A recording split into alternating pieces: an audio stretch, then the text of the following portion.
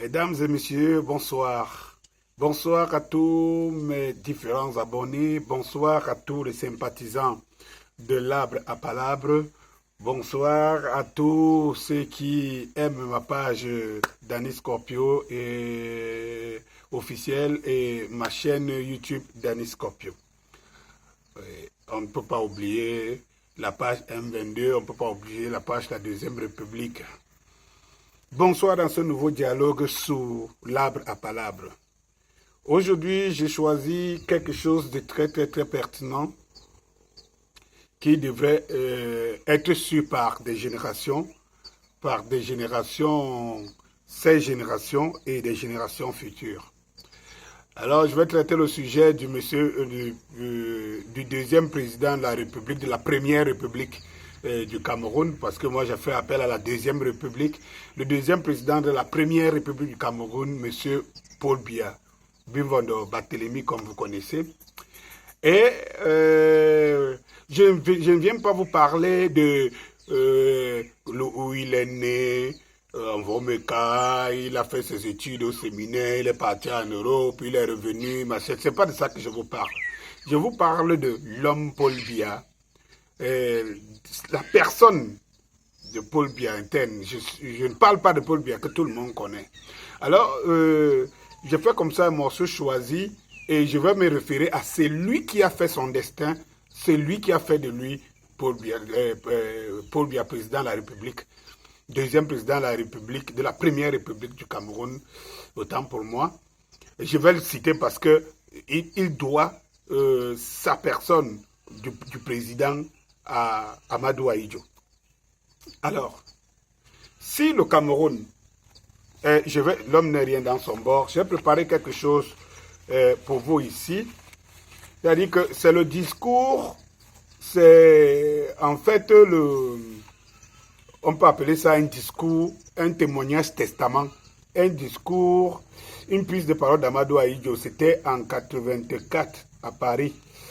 Voilà, donc c'était une conférence de presse, il venait d'être condamné à mort, c'était en 84. Alors, 84-2021, faites directement, rapidement les calculs pour savoir combien d'années, ça va vous surprendre.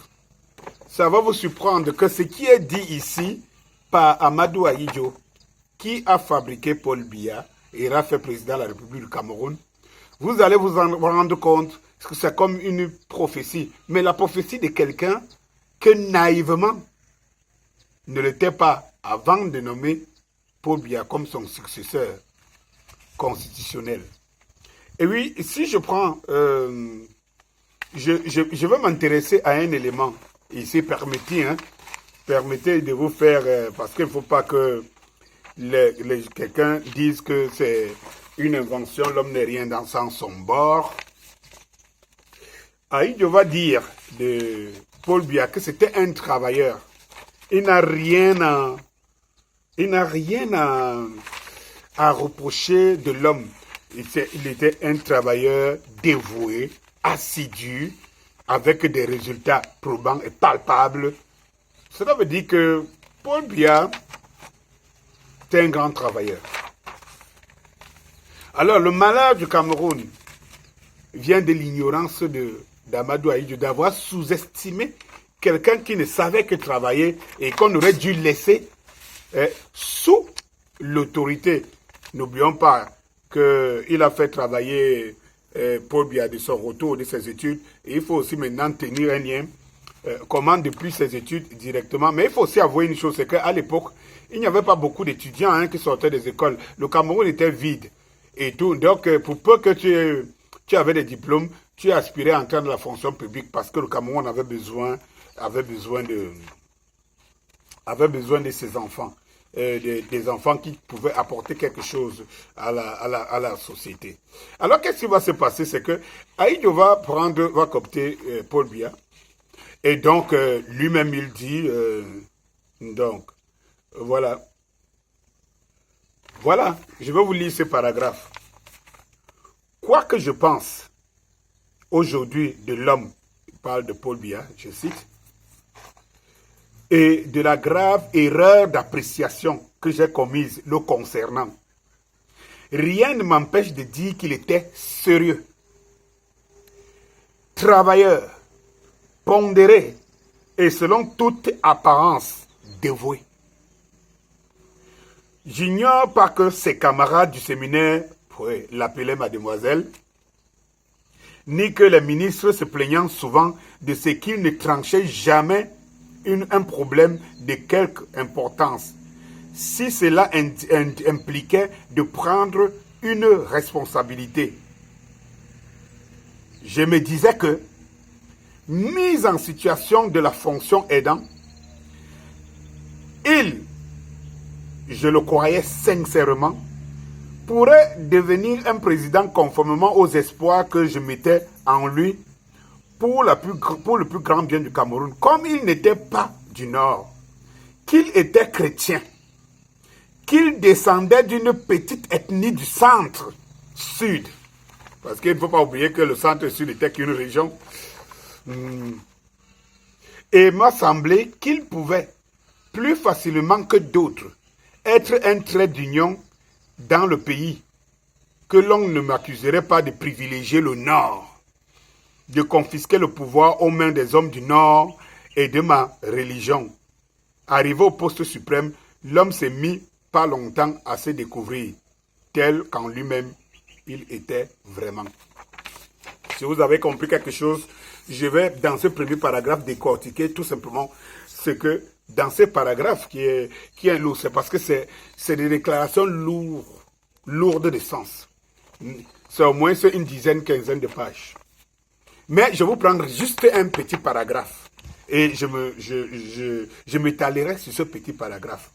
En réalité, qu'est-ce qui se passe? Que quand l'homme Ahidjo dit lui-même, lui qui était le patron, le maître qui a fabriqué, qui a forgé de Paul Biya, il dit qu'il était dévoué, il était sérieux, il était travailleur, il était pondéré.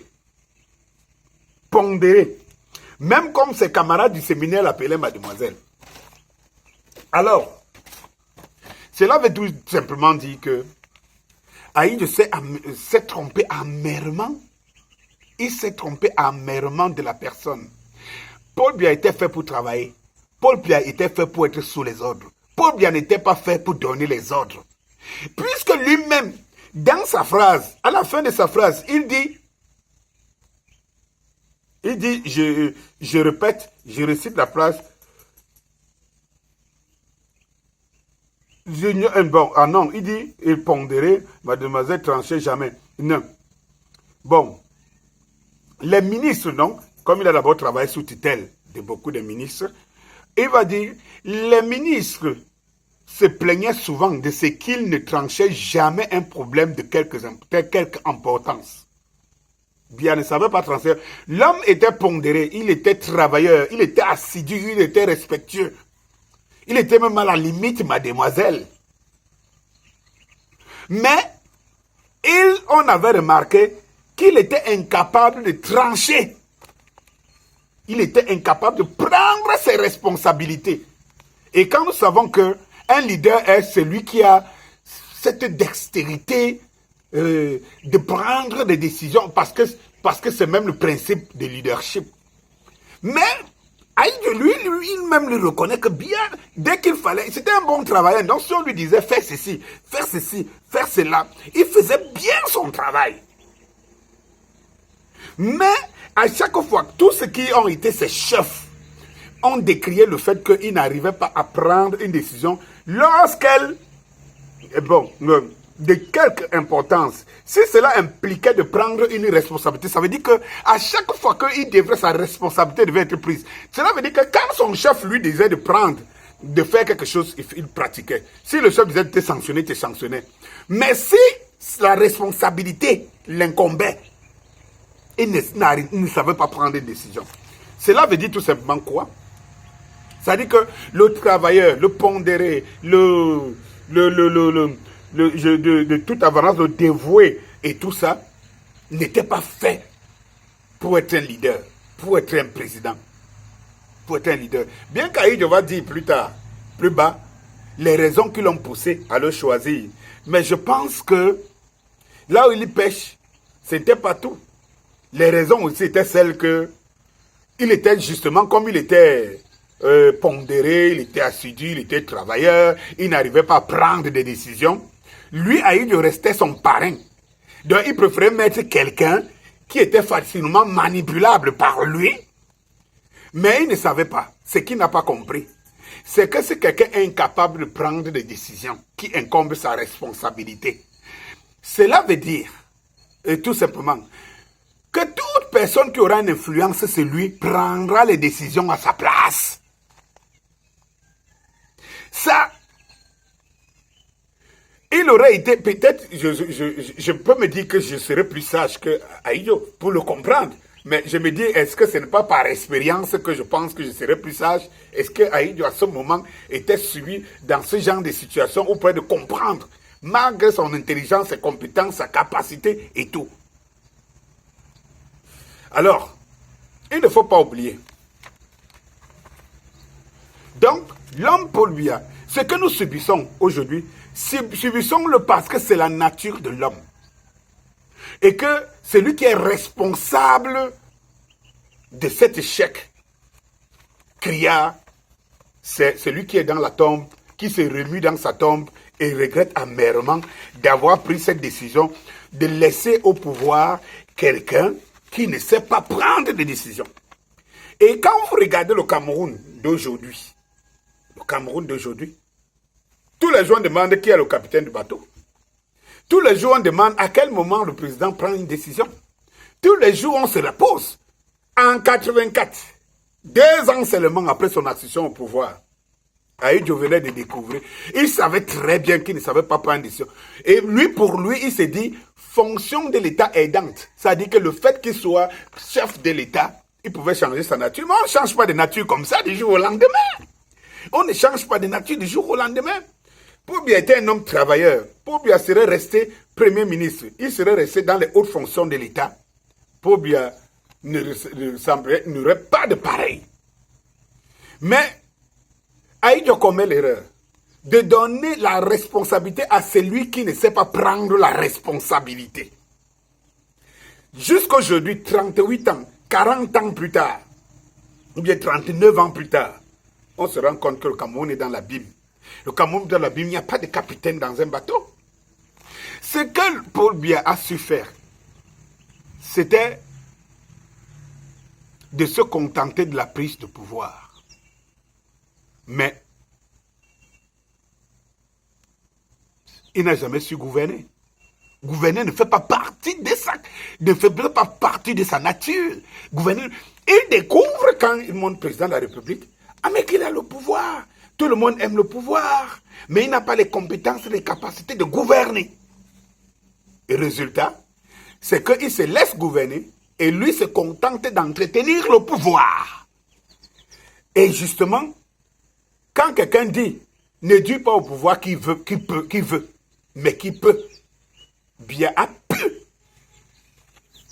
pu se donner les moyens de rester au pouvoir, mais en sacrifiant le Cameroun.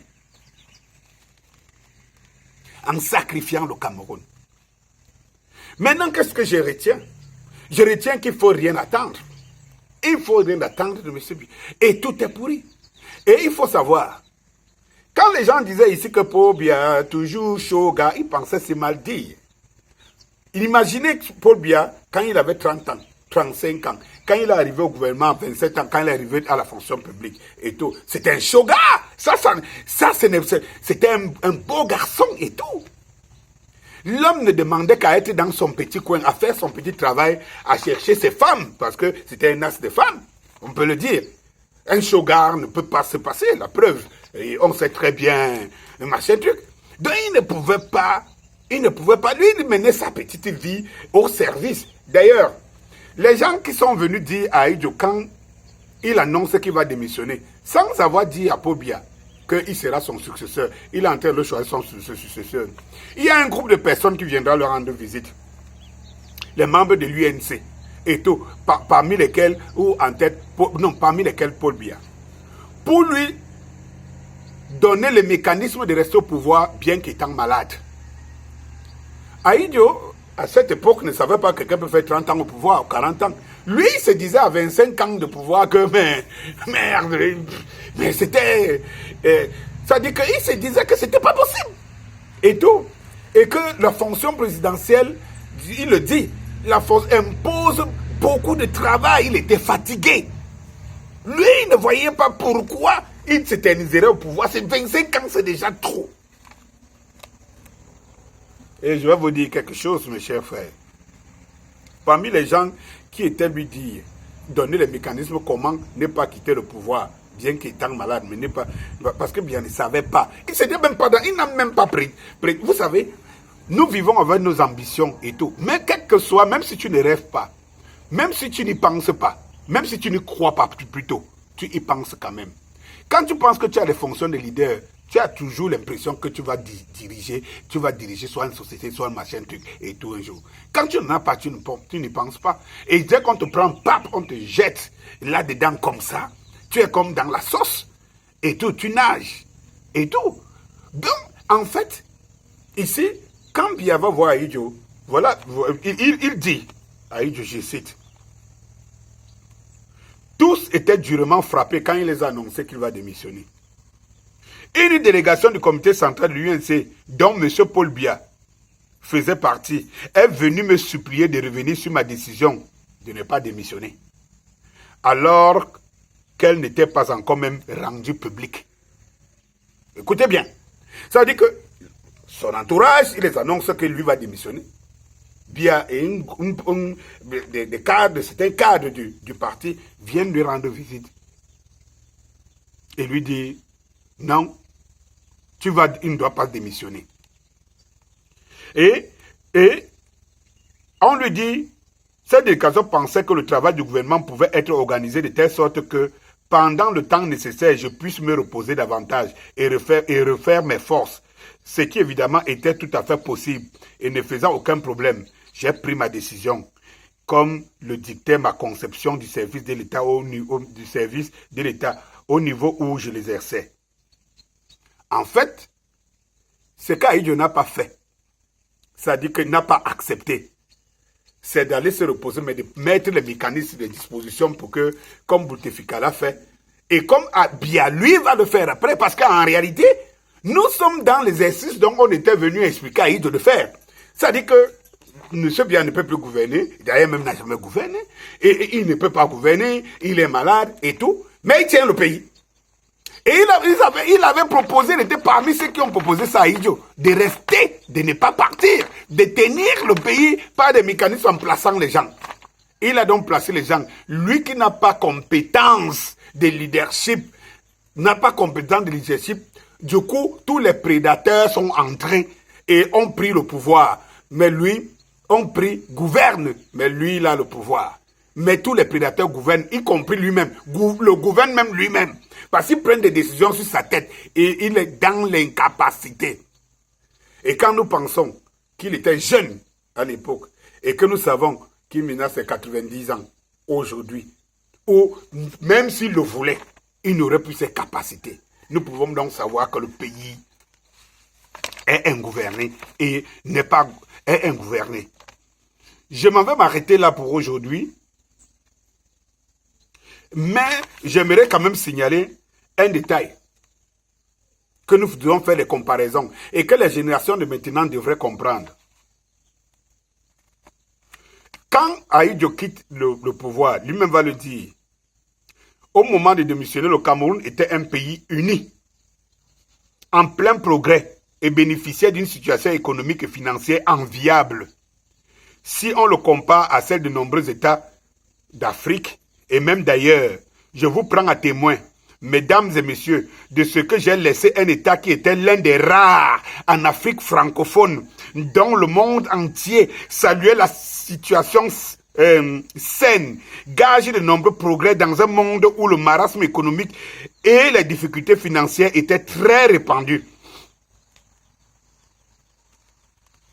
Maintenant, nous pouvons faire une lecture transversale. Le pays qu'Ahidjo a laissé en 82 est-il uni? Il a laissé un pays uni. Même s'il y avait des divergences internes, un pays uni. Ce pays est-il uni encore aujourd'hui? En plein progrès et bénéficiaire d'une situation économique financière enviable. Tout le monde sait qu'en 82, quand il parle, le Cameroun est un pays en voie de développement. Il a régressé pour être le pays très endetté. Aujourd'hui, on ne vit que des dettes. Et tout. J'aimerais que tous les intellectuels qui nous racontent le bien, la sagesse, la magnanimité, la machin truc de bien et la gouvernance viennent faire des comparaisons. Pays uni, Cameroun l'est aujourd'hui. Voilà un pays qui a sombré dans le tribalisme, dans le despotisme, dans l'anarchisme, dans tout ce que vous savez, tout sauf l'unité, que nous allons reconstruire d'ailleurs. Je m'en vais m'arrêter là aujourd'hui pour cet arbre à palabre. Allez, bonsoir.